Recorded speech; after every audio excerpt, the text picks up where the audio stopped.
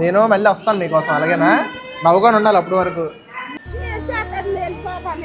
వెళ్ళిపోతున్నాను, ఏడుస్తున్నావా? అయ్యో ఏడవకండి, ఎందుకు ఏడవడం? మీకోసం తీసుకొచ్చాం చీరా.